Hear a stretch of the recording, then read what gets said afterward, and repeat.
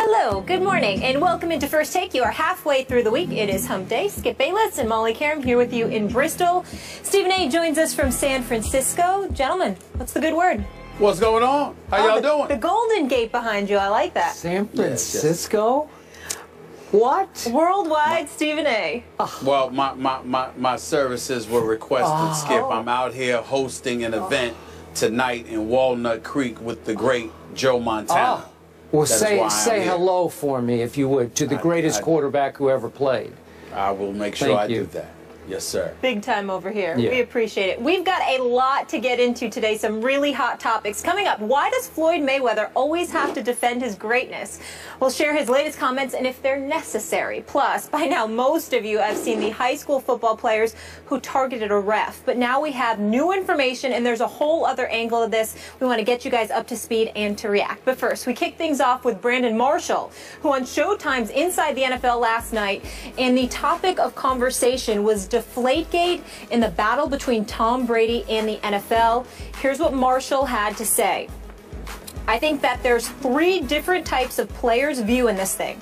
Number one is the fighter. I think there's guys that's in the fight with Tom. The second is cowards. I call them cowards. That's the guys that are afraid to face Tom Brady. They want him suspended. I don't believe in that. And the last type is the race card. There are a lot of players out there that believe that white players, specifically at the quarterback position, are treated differently. It's not just African American players. I've had this conversation with Caucasian players as well. The most important part of this whole discussion is for the process for the players. They just want the process to be fair and right. They just want to get it right. Marshall never holds back, Stephen A. What's your reaction to those comments?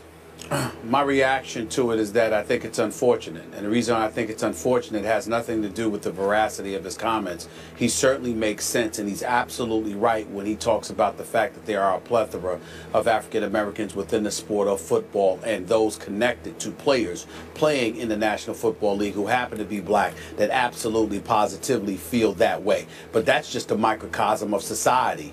I mean, who you tell me you go on the streets anywhere in the United States of America and you locate a black man that does not believe that the rules are applicable in a different fashion to him compared to that of a white male. I'm trying to tell you, you'll be hard-pressed to find one. That's just not reality. Everyone recognizes that in the United States of America, particularly when it comes to white male, that there's a different standard upon which they're held. So when you look at it from the perspective of what what Brandon Marshall is saying from a macro perspective, he's absolutely right. But Skip Bayless, the reason why I would label it unfortunate is because at the end of the day, if you're working there for Showtime, if you are a football player within the National Football League and you happen to be black and you use the Tom Brady analogy to bring up racial disparity, it simply doesn't hold water. And these are the kind of things that hurt us in terms of addressing the issue of inequitable treatment because it simply makes no sense and it doesn't hold water. When you look at Tom Brady, you're talking about an individual that is being pursued by Roger Goodell in terms of a suspension because of deflated footballs. Well, guess what? When you think about the black males that have gotten in trouble with Roger Goodell, domestic violence, domestic, assault, weed all the time, smoking weed, getting suspended for those transgressions, what have you. Deflated footballs are simply not comparable to that. Now, I do understand that Brandon Marshall didn't mean to bring attention to Deflategate and compare it to what he was alluding to in terms of bringing those comparisons into the equation. But the fact of the matter is, if you're somebody not just outside of the black community, but inside the black community, when you hear his statements, ultimately you're going to compare Tom Brady and the issue of deflated footballs to some of the transgressions some of these black players have found themselves in. And there is simply no comparison. Deflated footballs or not, Tom Brady has been a model citizen. He has been an ambassador for the National Football League. His integrity, the way that he lives his life in terms of his quality of life, how he conducts himself as a law-abiding citizen, he doesn't even belong in the same sentence as the Ray Rices of the world, the Greg Hardys of the world, and others. He simply has no place being drawn, having his name thrown in there. and by Brandon Marshall making the statement that he made. Although from a societal perspective, there isn't a black person worth their salt that can even remotely deny the veracity of his comments, this was a bad example to use it from. We're talking about Tom Brady here and the issue of deflated footballs. When you talk about the fact that, you know what, whether or not somebody black would have gotten away from this and all of that other stuff, it makes absolutely no sense in this argument whatsoever, because the black folks that have gotten in trouble in the National Football League, it hasn't been for deflated footballs. It's been for, some would say, violent crimes. That is the difference. And I think that his comparison was misguided in this particular situation. As you know, I always defer to you when it comes to this matter on this show. I had no idea which way you were going to go, so I tried to open my mind and listen to every word you just spoke. I hear where you're coming from. Now, again, I'm going to look at it a little differently here. And I'm with you on your societal perspective. I get that. Now, I'll speak as a white guy here.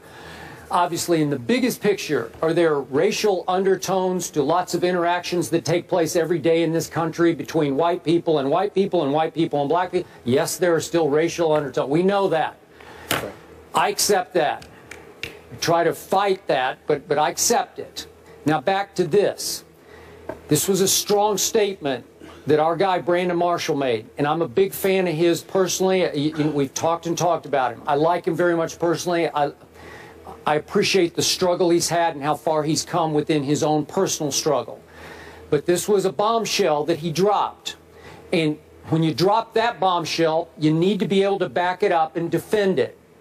So I look at Roger Goodell's recent track record in court that he has taken a beating for of late. What is it, the last 6 times he's lost in court? We've talked about it to death here on this show. So some of those cases have involved Ray Rice and Adrian Peterson and Greg Hardy, and Jonathan Vilma was sort of the lead figure in the Bountygate case that got overturned by Tagliabue. Well, none of those guys were white, obviously, and they got in the end, they all got a fair shake. So, so I'm just going to throw out just an example here. I'm going to go to another star quarterback, a guy who probably should have won the last 2 Super Bowls, named Russell Wilson. If Russell Wilson had been thrust into exactly the same situation Tom Brady just got out of, so far so good, Russell Wilson obviously is an upstanding citizen. He's got a clean track record within the NFL and legally. I got to tell you, Stephen A., I think he would have gotten the same fair shake from Judge Berman that Tom Brady got. I could be wrong about that, but I hope I'm not. And then I think of other high-profile black stars in this league with clean track records in the NFL and legally. I think of DeMarco Murray. I think of Calvin Johnson. I think of my guy, Darrelle Revis. I have high regard for these men who are role models and upstanding citizens, and if they got thrust into the similar situation Brady was in court, could they have prevailed also? Would they have gotten the same fair shake? Open mind from the judge? I think so. I could be wrong about that. I believe so as well. Okay, so it brings us back to what Brandon said. Man, that's a strong statement. Many times we talk about how it applies here, how strong I was about what Riley Cooper said. He should have been cut the next day for what he... That's a whole different situation than the one that's operating here. Well, allow me to interject. First of all, if I wasn't clear, I apologize, because I agree with every single word that you just said. We have no disagreement. As a matter of fact, that's the point that I ultimately was trying to elocute. The fact is that Roger Goodell has gone after white players. He's gone after black players. When he suspended Sean Payton for the year as the head coach for the New Orleans Saints, last time I checked, he wasn't black. When he suspended Greg Williams indefinitely, the defensive coordinator in Bountygate, last time I checked, he was not black. When you see them sitting there going after the New England Patriots, Robert Kraft, his friend, Bill Belichick, the confiscation of a 1st and 4th round pick, those are not black individuals that represent the face of the New England Patriots franchise, and certainly has he been in tireless pursuit of Tom Brady. Tom Brady doesn't happen to be black as well. And so the point that needs to be made here is, while we appreciate the level of sensitivity Brandon Marshall continuously strives to display, and we definitely appreciate it, in this particular instance, I think his arguments are misguided. Because from a macro perspective, meaning a societal perspective, whereas I think that he's absolutely right, I don't think that's a case that can be made when it comes to the National Football League. And allow me, Skip, to take this a bit further, both Skip and Molly. What I'm deeply appreciative of when it comes to the National Football League is that Roger Goodell goes after everybody equally, it appears. But the other thing is that let's keep in mind how some of the more upstanding African Americans in the National Football League have been mistreated by their own. When Jonathan Martin was enduring a bullying scandal with Richie Incognito, the guys within the Miami Dolphins organization seemed to side with Richie Incognito, going so far as to label him an honorary brother. Now, Jonathan Martin has subsequently come out and conveyed some of the issues and problems that he's had since childhood, and we all have respect and sensitivity towards that. But it doesn't negate the fact that some of his quote-unquote own turned against him. When you look at it from that perspective, that's a problem. What about Russell Wilson and people in Seattle allegedly claiming he wasn't black enough? Well, who the hell gets to make that call? He's an upstanding citizen. He's an upstanding young man. He seems to be a pretty cool brother to me. He's a high-end producer. He's guided them to 2 straight Super Bowl appearances and 1 Super Bowl title, but people will find excuses to find things wrong with him. Those were not white people. Those were black people. Yeah. And so when we look at it from that perspective, we have an obligation, at least I feel I have an obligation, to highlight the fact that far often than not, you know, the few guys that have acted up, they're not representative of the vast majority of black men, not only in the National Football League, not only in professional sports, but in our society, who actually know how to act like they have some damn sense, who actually do behave themselves and conduct themselves like civilized, model citizens. And a lot of these black professional athletes are incredible, incredible role models. The few that act up stain us as a community and give the impression that the problems are far more insidious than they may actually be. So Brandon Marshall saying what he said, again, he picked the wrong case to make that argument, because all it has done is highlight the discrepancy between Tom Brady and the black dudes that ended up acting up. Yeah. He picked the wrong argument. He picked the wrong guy. He picked the wrong day to do this. He's wrong on this. But what did give me pause, Stephen A., is that Brandon referred to conversations he's had in his own locker room and with several players around the National Football League. What the problem here is, I don't know if he's talking about 5 players or 50 players. Doesn't matter. Yeah.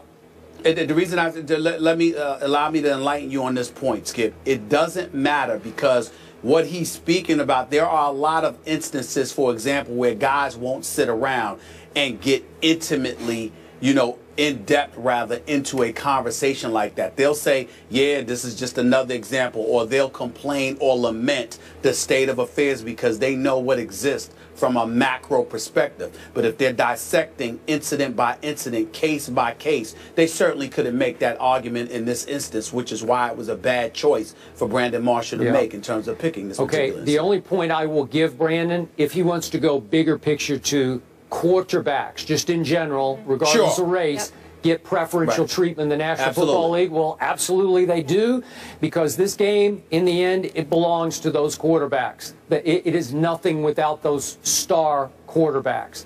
So if you want to go there, I'm fine to go there. Gotcha. Yeah, and I don't think that one's going to change. So to surmise, we both here, both of you guys understand his comments, appreciate his comments, but not 100% on board with this particular argument. Not even close. Moving on. Floyd Mayweather is on the defensive yet again. We'll explain what got the undefeated fighter riled up during a recent interview. And it's hump day once again, and we are one day away from the official start of the NFL season. Yes, we are.